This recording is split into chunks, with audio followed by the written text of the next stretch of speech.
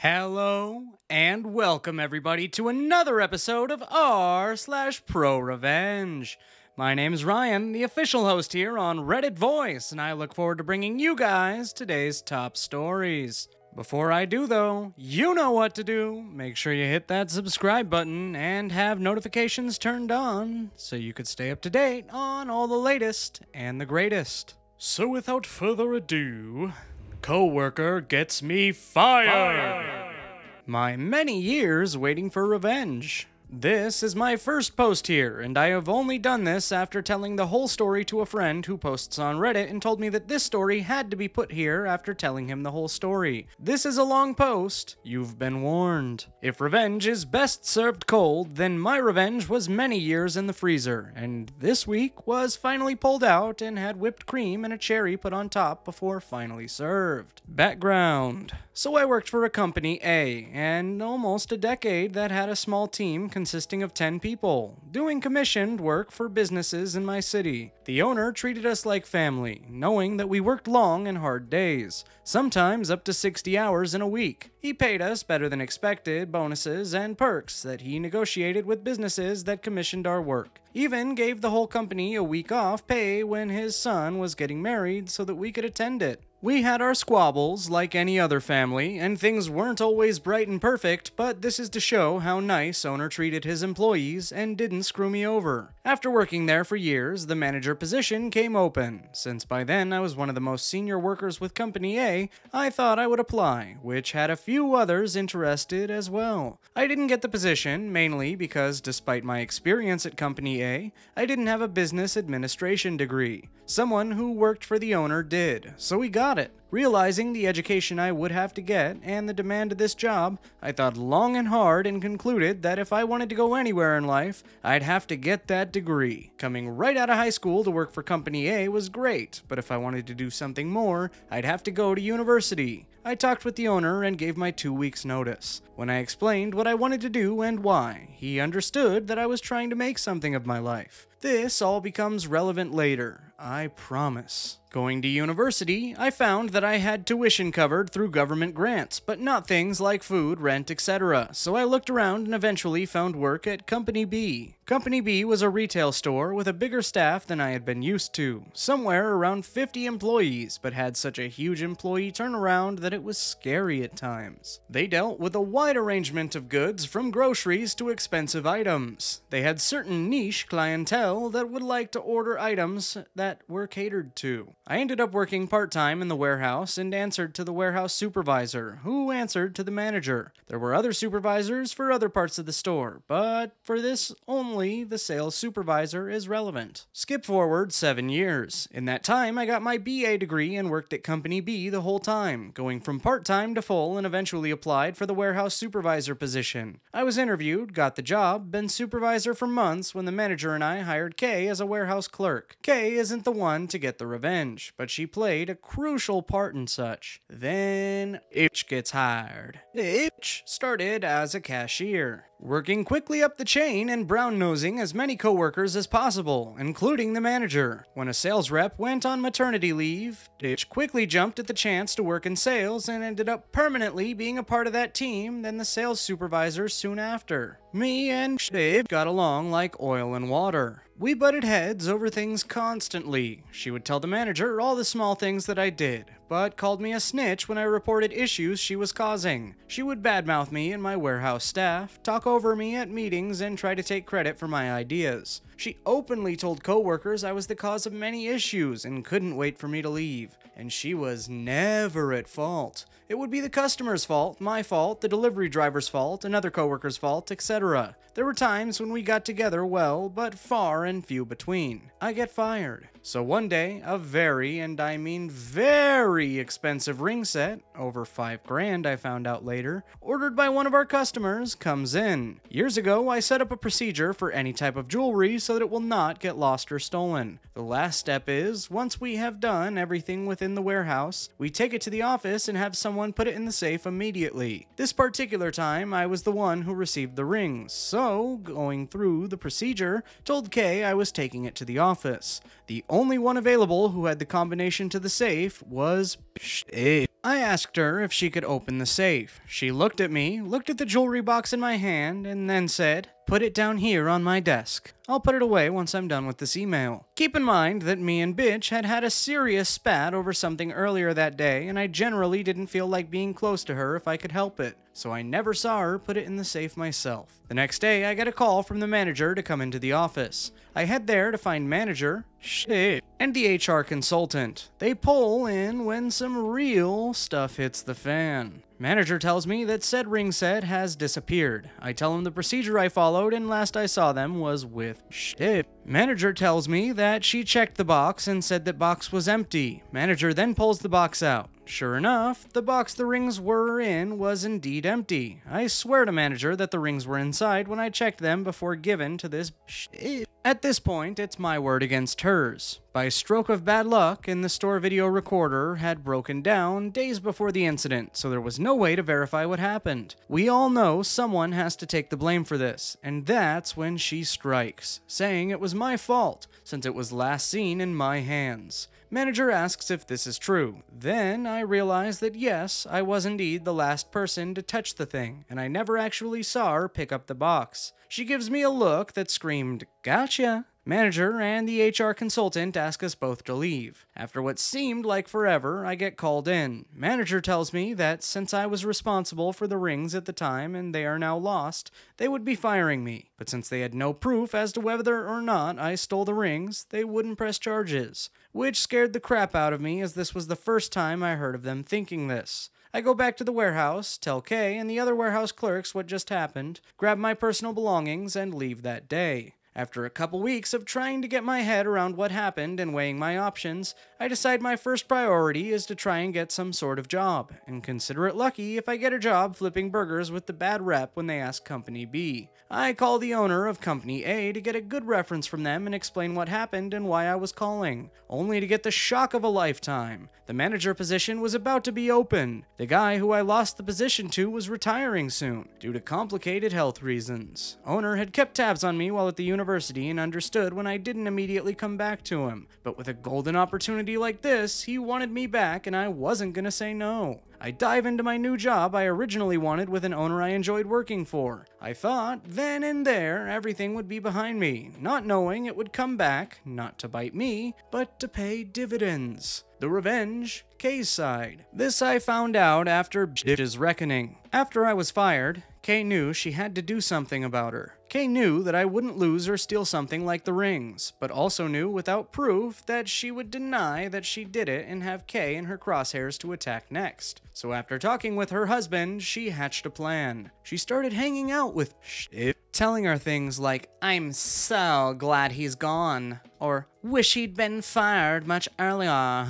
Feeling like getting rid of one of her thorns in her side, soaked it all in. And after a couple weeks, invited Kay and Kay's husband, from now on KH, Kingdom Hearts, for drinks at her place with her and her husband. Months pass, Kay and Kingdom Hearts do things regularly together with BH and BH, Kingdom Hearts, including drinking on weekends and couple-related events. When together, Kay would occasionally badmouth me, and BH would agree. Finally, after over a year of playing nice, when Kay and KH were over at BH's for one of their drinking parties, Kay randomly badmouthed me, mentioning the rings in passing. Bitch says something that Kay was waiting for. I wanted those rings, so I stole them. Kay, hearing this, asks for more details. KH looks at her, tries to wave her off with one hand, then gives up when she keeps talking. That day, she had stopped writing her email and was going to put the rings in the safe. The safe was open and she was about to put the rings away when she had an idea. See, as mentioned before, she wanted me gone from Company B. She also wanted those rings. She knew the cameras weren't working either. She figured that she could pocket the rings, tell the manager they were missing, and spin it so I would take the blame. Kay then asks where the rings are now, and she, being too drunk and not seeing a reason to brag, not only tells her, but shows her where they are in her room. All the while, KH had been recording the conversation on his phone. The hand-waving was him saying he started recording. Kay gives a copy of the recording to manager the next workday. Police are called immediately, and bitch is arrested and her house is raided. They find the rings, K and KH give the recording and testimonies to the police, and his reckoning has begun. Revenge. My side. I get a call from the prosecutor's office after she's arrested and charged with theft of over $5,000, amongst other things. He wants me to testify about what she did to me. I didn't skip a beat in saying yes. Fast track to the trial, prosecutor has me, K, and KH testify and plays the recording of bitch admitting that she stole them. Her attorney tries to throw out the case, saying that K got her way too drunk, but the judge didn't buy it, since there was proof she drank all the time. Judge was lenient and gave her 5 years in prison, which she yelled was unfair, but I personally think she got off easy. Meanwhile, as the trial was happening, I was talking with a lawyer to sue her for setting me up like she did. We were also going to sue Company B for wrongful termination, but they settled the day they got notice of the lawsuit and knew they would lose. Bitch wasn't so lucky. They tried some trickery by having BH divorce her, and he received everything in the divorce, but my lawyer added him into the lawsuit as well. My lawyer asked overall for $3,500 for emotional distress, back pay from when I was fired up until I started with Company A, and legal fees. And now, you are wondering where the metaphoric cherry is on this story. Well, recently we had someone leave Company A, so we were hiring someone to replace them. Owner was going over the resumes and set up interviews for the job this week. Lo and behold, it was one of the people to apply, but he didn't know that. I looked at the resume, was about to trash it, but then smiled. Owner set up the interview. She came in to her slotted time, looking to brown nose her way through. Then she saw me. I smiled an evil smile. She went white. All I said was, how are you? Remember me? A deer in the headlight look from her. I look at her resume and say, I'm sorry, I don't think you'll be a good fit for our company. Thanks for applying. She said not one word and left. Edit. I forgot to mention that it had been almost 6 years between her last job, Company B, and her coming into the interview. Edit 2. Thank you to everyone for the medals. I kept in contact with K and KH since leaving. I've told them about the post and respect people had there for them. TLDR, Coworker steals rings and accuses me. I got rehired at my old company, and I interview Coworker after she's fired years later. Abusive boss accidentally picks on his own boss and pays the ultimate price. As I sit in a bar enjoying my coffee, a story pops into my mind from 10 years ago of how I put a jerk down to the ground for venting his frustrations over his subordinates. Let us begin with the backstory, which is quite long but necessary for you to get a feeling of what was going on at the time. It was just months before the financial crisis, and I was working for the tech department in a very large company. It was a quite large department in which we handled electronics. The department stood out from most of the company, as it was receiving a bit of a different treatment. The company thought if they could create an extremely pleasant working environment there, they could get away with paying those stationed there with considerably lesser wages than they could be eligible for. And it was also a meritocracy. Your rank and station was based on what you were capable of, not how long you were in the company. I say that because just after 2 years, I was running the whole department. The reason for that was because aside from being a computer tech, I also had skills in electrotechnics, electronics, programming, and online advertising, which the company realized and put me in charge of the whole bunch. However, before you question the validity of this story, you should know that while I had the rank, I made only marginally more money than the rest of the department. The only plus was the rank, and that I had half of the working hours to the rest of the department. My only job was to make sure that everybody was at their best while doing their job, and paperwork along with comms and coordinating with the rest of the company. I felt it was important that you knew the entire story, because now I want to introduce you to Dick. Fake name, Dick was a hard worker, but a sick, evil, miserable bastard who was at the company for over 6 years, but couldn't get any higher up the ladder than shift supervisor for the machinery boys, because all he knew how to do. He was 2 ranks below me. Dick was an utter dick. He constantly picked on his subordinates, berating them, yelling at them, picking on the coffee boy.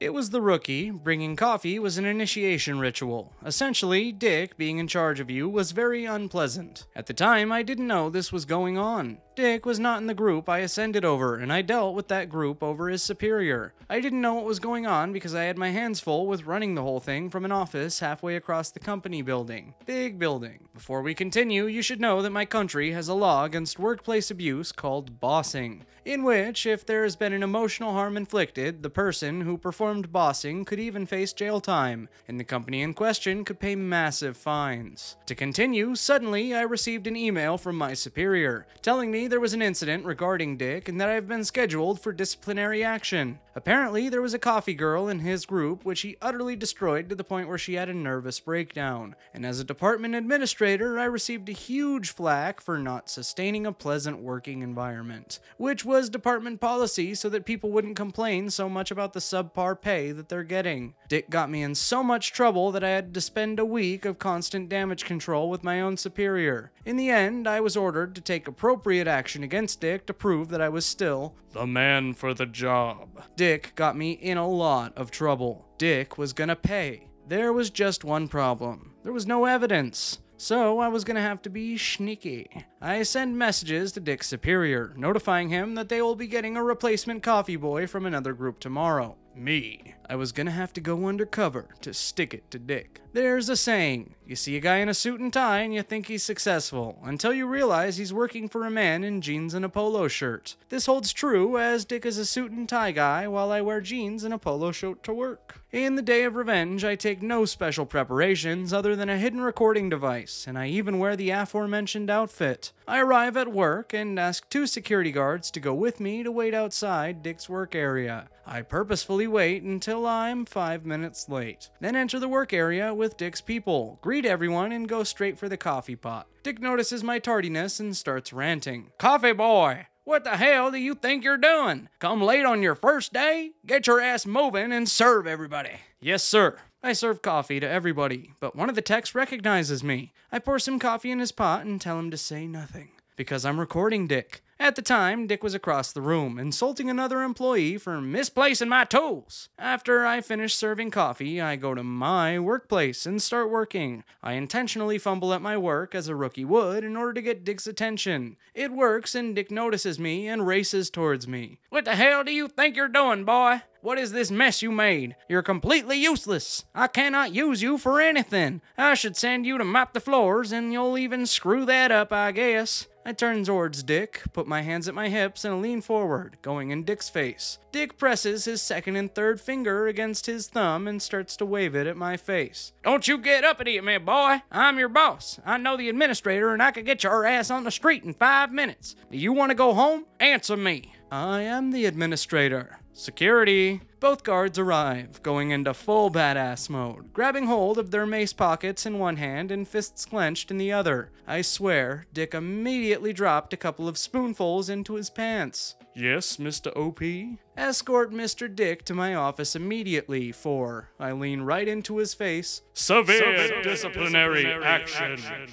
"Mr. Dick, come with us." Later in my office, Dick was sat down and listened to the audio recording of the incident, as well as I made him read out loud an extract of the labor law concerning bossing. Then I go full cold turkey on his ass. "Mr. Dick, you've been caught severely abusing your employees, which is not only against department policy, but is also a criminal offense, punishable by jail time in certain circumstances. Do you have anything to say in your defense?" Sweating, shaking, stuttering. "I would, but I am." That's what I thought. Let me tell you what's gonna happen. I have e-bought evidence to pin the breakdown of Coffee Girl on you, which means that I have the power to send you to jail. Not sure if it was true, I was bluffing. So your disciplinary action is going to be as follows. Firstly, you are to be demoted for at least a period of 2 months. Your previous group was lacking a coffee boy, so I think you would be perfect for the job. Secondly, you're going to love it. Thirdly, you're going to send flowers and a letter of apology to the girl you broke down. But if you, number 1, try to quit within the time allotted for your punishment, and number 2, so much as look your former subordinates in a way that they wouldn't like, and number 3, not do your work with the utmost distinction,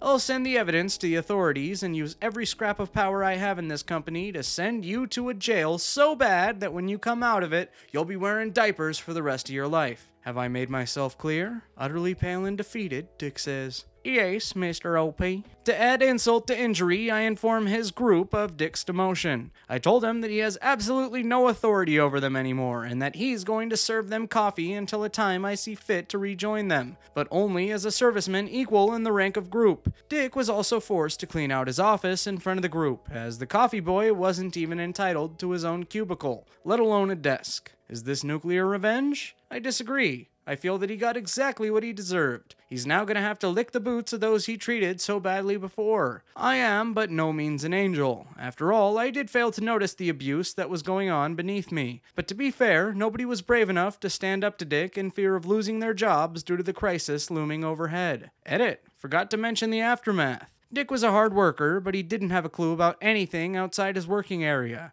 In about a month, I gave his new boss the okay to join a workforce as an equal. He has what we call in our country a blue mark, which means that he'll never gain a position of power in this company again, and his next offense will be his last.